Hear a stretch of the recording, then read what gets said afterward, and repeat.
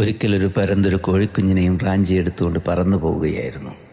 അത് കണ്ട ആ നാട്ടിലെ കാക്കകൾ ഓരോന്നായി പരന്തിന് ചുറ്റും കൂടാൻ തുടങ്ങി, അതിനെ ആക്രമിക്കാൻ തുടങ്ങി. കുറേ നേരം കഴിഞ്ഞപ്പോൾ കാക്കകൾ പെരുകി വർദ്ധിച്ച് പരന്തിന് ഒരടി മുന്നോട്ട് പോകാനാവാത്ത വിധം അതിനെ ആക്രമിക്കാൻ തുടങ്ങി. അവസാനം ഗത്യന്തരമില്ലാതെ ആ പരന്ത് തൻ്റെ കൈവശമുണ്ടായിരുന്ന ആ കോഴിക്കുഞ്ഞിനെ താഴത്തേക്കിട്ടു.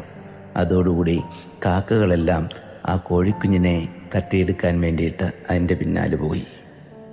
പ്രിയരെ, ഈ ഒരു കുഞ്ഞു സംഭവം നമ്മളോട് വലിയൊരു സത്യം വിളിച്ചു പറയുന്നുണ്ട്. നമുക്ക് ചുറ്റും ശത്രുക്കൾ പെരുകുന്നത് നമുക്കൊന്നുമില്ലാത്തപ്പോഴോ നമ്മൾ ഒന്നും ചെയ്യാതിരിക്കുമ്പോഴോ അല്ല, മറിച്ച് നമ്മളിൽ അവർക്കില്ലാത്ത എന്തെങ്കിലും നന്മ കണ്ടെത്തുകയോ, നമ്മളിൽ അവർക്കില്ലാത്ത എന്തെങ്കിലും പ്രത്യേകതകൾ കണ്ടെത്തുകയോ, അല്ലെങ്കിൽ നമ്മൾ അവർ ചെയ്യാത്ത എന്തെങ്കിലും നന്മകൾ ചെയ്യുന്നതായി അവർ കാണുകയോ ചെയ്യുമ്പോഴാണ് അവർ നമ്മളെ ആക്രമിക്കുന്നത്.